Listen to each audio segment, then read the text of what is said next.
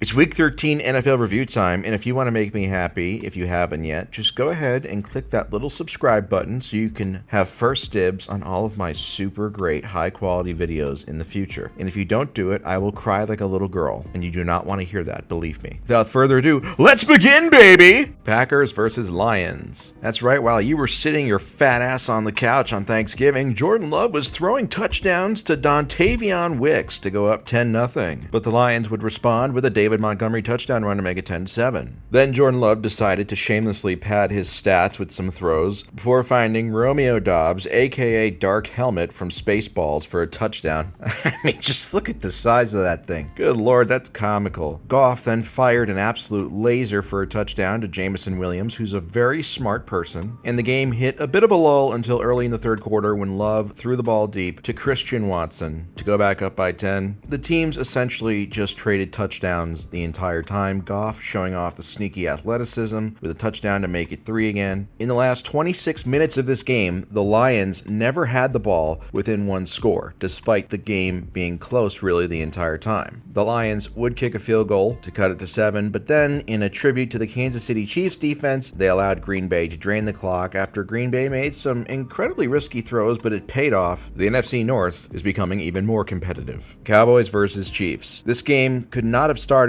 any better for the Chiefs if you scripted it an interception and then a screen pass touchdown to Rashee Rice to go up 7-0 early on. Unfortunately for the Chiefs, outside of that one drive, their defense said, you know what, we've done our work for the day. And the Cowboys struck back with a CeeDee Lamb touchdown. Mahomes played pretty well, finding Taylor Swift's boyfriend for this touchdown to go up 14-7. Incredibly clutch play call here by Brian Schottenheimer, telling the running back to run all the way to the end zone. This is the type of coaching that really separates the good from the great. 4th and 4, you're on the plus side of the field, you have Patrick Mahomes as your quarterback, and you decide to punt it. That's just pussy-ass cowardly football by Andy Reid, and of course, it resulted in a field goal for the Cowboys. In the fourth quarter, Mahomes tried to get shit going, and he did, finding Rashee Rice, the first time Rice has ever saved a drive in his life, giving the Chiefs a temporary lead before Dak Prescott found George Pickens to help set up a touchdown and 2-point conversion, which put the Cowboys up by 7. Rashee Rice completely killed a drive, which we're used to. One of the most overlooked sequences in this game. Down 7, 2 plays in a row, Dak throws a terrible pass, which should have been intercepted, and then the very next play, the ball is on the ground for anybody to get it, and the Chiefs can't get it, and the Cowboys end up kicking a field goal to go up by 10. And then Mahomes did some crazy Mahomes shit that I'm sure Andy Reid will be giving credit for, and then he threw his 4th touchdown of the day to make it a 3-point game with 3.5 minutes left, and you guessed it, he never got the ball back. We all know Tom Brady's defense gets him the ball back. We all know this. Don't even deny it. Don't even fucking say that I'm bitter. The Chiefs dropped to 6-6, and they allowed the Cowboys to improve to 6-5-1, which angers me as an Eagles fan. But in the end, we're all gonna die, so who cares? Bengals versus Ravens. Oh, look at Derrick Henry. He thinks he's so cool for scoring touchdowns. Well, I could do that too if I was given a chance. Simply put, Lamar Jackson has not been good the last several weeks. But that wasn't the big story in this one. The big story was that Joe Burrow has come back from his emo band touring in Europe to play quarterback for the Bengals once again, and it looked as though it was going to be pretty grim, and then Isaiah Likely fumbled the ball out of the end zone for a touchback. Personally, I hate this rule. I don't think you should reward the defense for a player fumbling in their end zone. I just think I think it's stupid. Anyway, Lamar continued to crap his pants, and that set up the Bengals with a great touchdown catch by Tanner Hudson, and eventually the Bengals were up by 12, but then the Ravens fought back just like Ray Rice in that elevator. But then Joe Burrow proved why he's a top 30 quarterback in the league, leading his team to another touchdown to go up 26-14. For all intents and purposes, the game ended when Lamar threw this terrible red zone interception. And then for the last 5 or 6 minutes, the teams were basically just playing with each other a little bit, and then they fumbled it too, and then the Bengals added a field goal to win 32-14. Toe Burrow, 3-0 this year as a starter. MVP, perhaps? Bears versus Eagles. Oh, I know you're all waiting for this one, right? Oh, the defense made a play. Wow, this game's going great. Or is it? No, Jalen, you got to throw the ball out of bounds. The Eagles defense got completely bitched on the ground all game long, while the offense continued to remain out of sync. People will say Jalen Hurts is the problem, and I think everybody's hands are dirty in this situation. To be quite honest with you, the only reason this game wasn't a Bears blowout is because they kept kept throwing the ball for some reason with Caleb Williams. It has to be so hard for A.J. Brown to pretend like he's angry now because he's finally getting his stats and the Eagles keep losing. Jake Elliott, you've used up all your goodwill. Missing extra points and field goals now. Not that it would have mattered, but the big play in this game, Eagles get an interception, and then on the tush push, 3rd and 1, they lose the fumble. Jalen loses the fumble, one of the worst plays he's ever made, although I think his forward progress was stopped, but that's neither here nor there. He shouldn't have lost it either way. But once again, the big Cardinals sin for the Eagles in this game was their run defense. I mean, this is just pathetic. Caleb Williams made one good play all game, and this is it. The touchdown to put him up 15, and then Jalen padded his stats a little bit. I didn't know the Eagles signed Dak Prescott. Anyway, then the Eagles decided to go for 2 down 9 instead of kicking the extra point, which would have made it a 1-score game, which would have kept the team in it mentally. And guess what? Jake Elliott, just to cap off the shit Sunday, missed another field goal. Again, it wouldn't have mattered, but still, I can't even trust our kicker now when he comes out. My biggest takeaway from this game is that everybody this season sucks. There's no great teams, including my Eagles, but because they have some track record, I'm willing to give my team the benefit of the doubt even more than others. But still, what a fucking embarrassing stretch. Just fucking embarrassing. Kevin Patullo needs to be gone, and if the Eagles collapse again for the second time in the last 3 seasons, Nick Sirianni's ass needs to go as well. I'm tired of being humble. I'm tired of being nice. I'm tired of being complimentary. Okay? I'm sick of this bullshit! San Francisco versus Cleveland. Here's Shedeur Sanders, and this is just a perfectly placed ball that Jerry Jeudy needs to reach out for. Jerry Jeudy is a racist, that's right. Anyway, here's Sky Moore, draft bust, returning a long-ass punt return to set up a short field touchdown for the 49ers and Captain America Christian McCaffrey. Instead of trusting Shedeur on 4th and 1,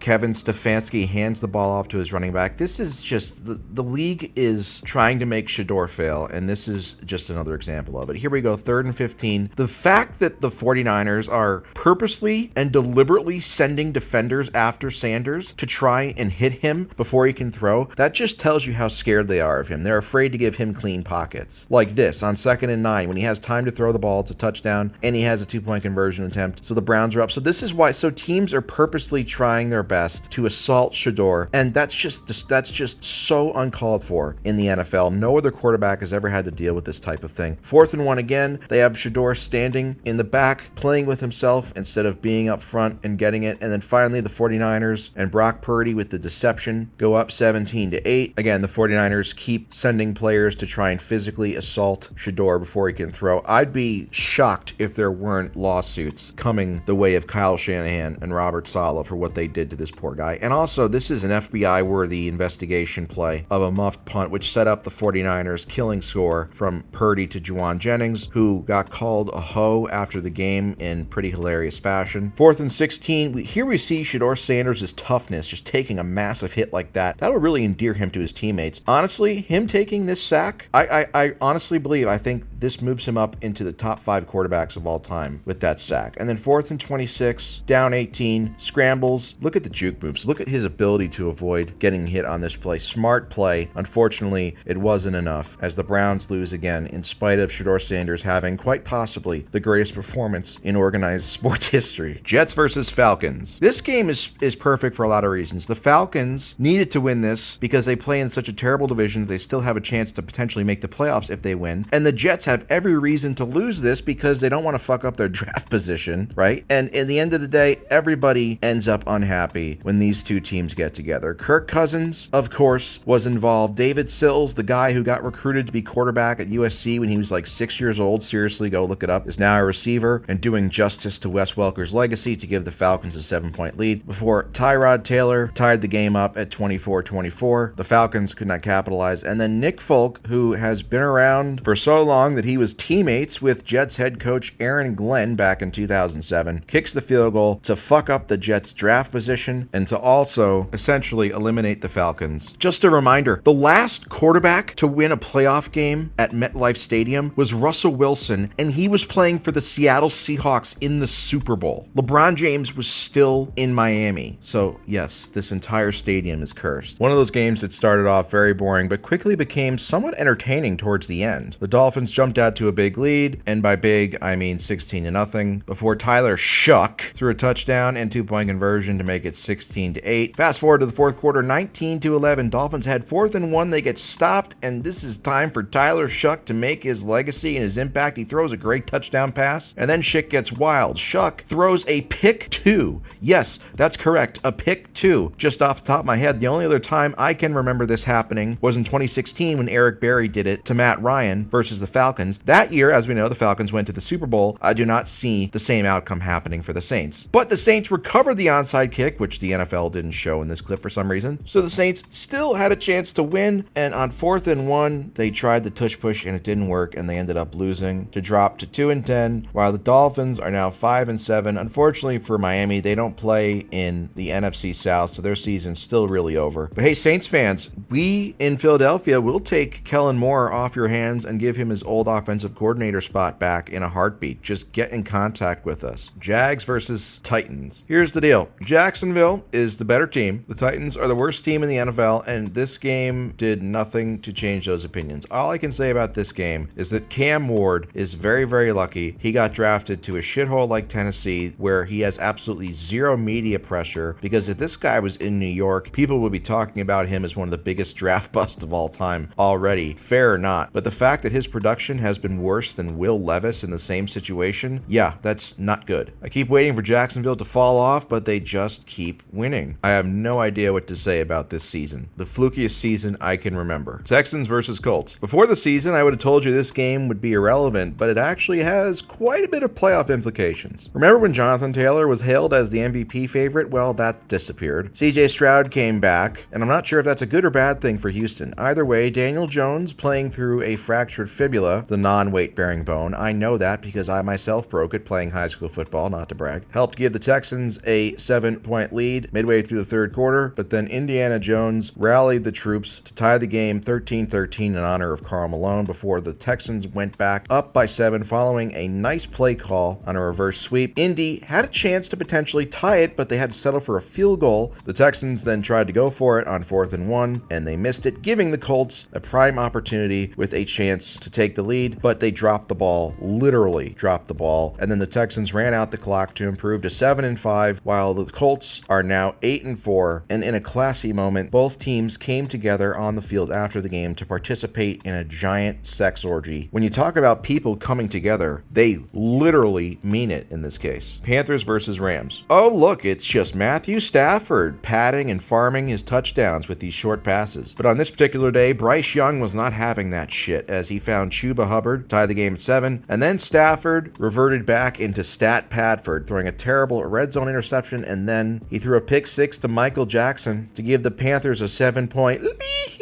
Stafford, though, for such a young quarterback, I mean, he's such a young quarterback. He's only been in the league for a couple years. He's really poised. He found Devontae Adams, who is going to finish this season with 30 receiving touchdowns and 800 yards to tie the game at 14. Then later on, Stafford eventually helped the Rams retake the lead at halftime. But for all the shitting I've done on Bryce Young over the years, and I still don't think he's that good, he's got a lot of ass in him, this was probably the best performance of his career, and I was actually impressed. But then again, even a broken clock is right twice a day. The best play of this game was this unbelievable catch by Puka Nacua, which set up a touchdown run to put the Rams up by 4. But then Bryce Young found T-Mac on a crucial 4th and 2 to give the Panthers a 3-point lead. And then with a chance to tie the game, Matthew Stafford fumbled not just the ball away, but his MVP frontrunner status in the red zone. And then Bryce Young successfully milked the clock to give the Panthers their biggest win since, like 2015? I don't know. It's been a long time. Let's just put it that way. Buccaneers versus Cardinals.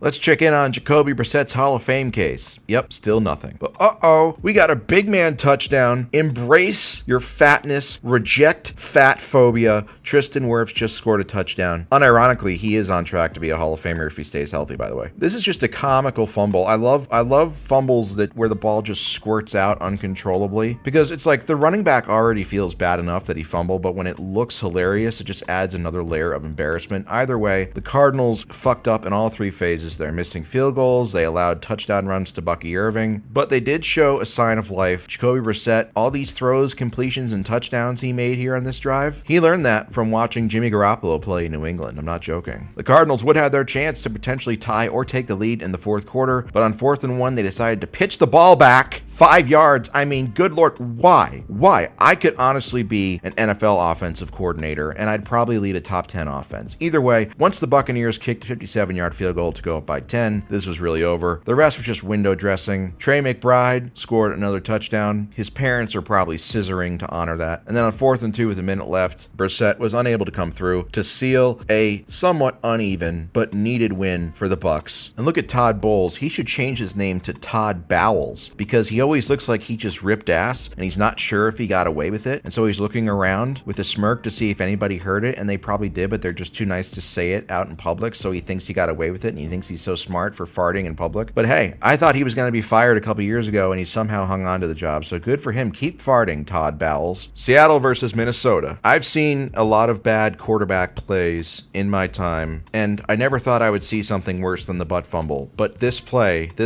right here might actually be worse than the butt fumble, which is saying something. This is how you guarantee that you will never get another start in the NFL, barring an apocalypse. I mean, do you know how difficult it is to make J.J. McCarthy look like Joe Montana? This is ridiculous. Max Brosmer, whatever. I mean, Justin Jefferson is in the locker room after games on the suicide hotline because of how bad his quarterbacks are at getting him the football. But either way, like, the story of this game is really not so much that the Vikings got blown out 26-0. It didn't really tell us anything about Minnesota or Seattle, because we know Seattle is a good team. But this is really more so about the fact that the Vikings, they had Sam Darnold, who won 14 games for them last year, and they let him go because they trusted J.J. McCarthy. And I don't even necessarily blame Minnesota, because hindsight is 20/20, but it looks like each day that decision gets worse and worse. And it really brings me immense joy to know that for all the dysfunction that my team has, there are worse teams out there. It warms my heart. My heart is like the Grinch. I have the Grinch's heart, all black and cold, not to be racist. Bills versus Steelers. Now, I know a lot of you guys told me to be positive, and I'm trying my best to be positive, but that's going to end here, okay? Because Josh Allen, terrible turnovers. The Bills had a couple terrible turnovers early on. The Steelers took a 7-0 lead. The game really turned when Joey Bosa murdered Aaron Rodgers on this hit, a strip sack, a fumble 6. A real man loves his woman every day of the month. Mason Rudolph comes in for like 2 plays, and he could not resist throwing a terrible interception. Josh Allen throws a 1-yard touchdown pass on 4th and goal to go up 16-7. And then Allen, he runs the ball, and he gets stuffed at like the 3-yard line, and his offensive line literally carry him into the end zone. Now, my biggest problem, and I'm going to rant here a little bit, okay, is the fact that the Bills win by 19. Josh Allen doesn't even throw for 125 yards. He has 1 touchdown, which was a 1-yard throw, and a terrible interception. He got over 200 yards of rushing support and a fumble 6, and nobody cares. And nobody is criticizing him, and nobody is pointing and saying, oh, well, he's actually overrated, and he actually sucks, and he's just a product of a good run game. We all know who I'm talking about and who that applies to. And I would understand this a little bit more if he had a couple Super Bowls, but he's never even made a Super Bowl. So yes, I am bitching. I am butthurt. I am calling out double standards here, and I just think it's bullshit. Is Josh Allen a better quarterback than Jalen Hurts? Yes, but the difference and the gap between them is not nearly as large as a lot of people want to believe. As for the Steelers, I can tell you that their front office does not tolerate mediocrity, and I am sure that sweeping changes will be made in short order. Don't worry, Steelers fans. Chargers versus Raiders. Chargers struck first. God, their uniforms are so fucking cool. I love the dark navy blue uniforms and helmets. They should wear this all the time. Anyway, enough with the gay fashion shit. Justin Herbert, he broke his hand, his non-throwing hand, and then he threw a terrible red zone interception, but it didn't matter because Geno Smith is straight doo-doo cheeks, and he threw an interception right back, but the Chargers couldn't capitalize off of that, and so Brock Bowers, who is literally the tight end equivalent of like LeBron on the 2005 Cavs, where it's just one amazing generational player surrounded by mountains of shit. Either way, great call here by Jim Harbaugh, who says he needs Connor Stallions to be successful. And then, let's be real here, once the Chargers went up 21-7, this game was over. The only noteworthy play after this was by Brock Bowers with an incredible incredible one-handed catch in the end zone. But, of course, it's all for nothing as the Chargers went on to win 31-14 over the Raiders. I mean, if you're a Raiders fan, it's just been one long nightmare ever since Super Bowl 37. Broncos versus Commanders. Marcus Mariota in place of the injured Jaden Griffin III threw a terrible interception early in the second quarter, but he would redeem himself by handing the ball off to give Washington a 7-6 lead. And then Bo Nix just has like 2 or 3 plays a game where he looks really good, and then about 40 other plays where he doesn't look like he belongs in the NFL, but his defense is so good and elite that it doesn't matter. Here was this incredible Odell Beckham Jr. style catch with the same uniform number and everything, which gave Washington a lead, but the Broncos charged right back to retake the lead again. But then there's the bad Bo Nix, who's doing a tremendous 2010 Mark Sanchez impersonation. The fourth quarter was all about missed opportunities for Washington. They had the ball down 6 and they had to settle for a field goal. They had the ball down 3 and they had to punt. They had the ball down 3 again and they had to punt again. And then finally, as the clock dwindled down, they got the ball into field goal range to kick it to send the game into overtime, 20-20. And then in overtime, their defense just opened up like a girl's legs from Arizona State and gave up a touchdown to go up by 7. And Mariota, to his credit, fought back, got the team in the end zone on 4th and goal with a great throw. And then the heartbreaking play is on the 2-point conversion. All he had to do was throw it over the defensive lineman, and it would have been a walk-in 2-point conversion for the win, and it just did not get high enough. The Broncos' fluke season continues. Patriots Giants. Just more proof that Drake May deserves MVP. Look at this punt return by Marcus Jones. Unbelievable. And then not only that, here's Jackson Dart. He lets himself get destroyed again. Jackson Dart is literally 2 hits away from becoming Billy Bob from Varsity Blues. If you know, you know. This game was never competitive, and the Giants made it kind of fake competitive for a couple seconds there, and then it all stopped when Younghoe Koo, I mean, I've never seen this before in a field goal. He literally just doesn't kick the ball. This is FBI investigation worthy. It just goes to show you that no matter what, you can never trust a Younghoe. The one thing about Drake May, even though the Patriots have played against Special Olympics teams and community colleges all season long, is that he can throw a great deep ball. And then Gunnar Olszewski, former Patriot, literally dies and fumbles the ball. That reminded me so much of Stephon Ridley's fumble in the 2012 AFC Championship game versus the Ravens. Bernard Pollard fan base, stand up. If you know, you know. And so the Giants, they did this nice little fake reverse for a touchdown, but this game was never competitive, really, after the botched field goal. The Patriots continue their fluky season. The Patriots are a good team masquerading as a bad team. The Giants are a massive, mega turbo dog shit team that is not masquerading as anything other than a massive, mega turbo dog shit team.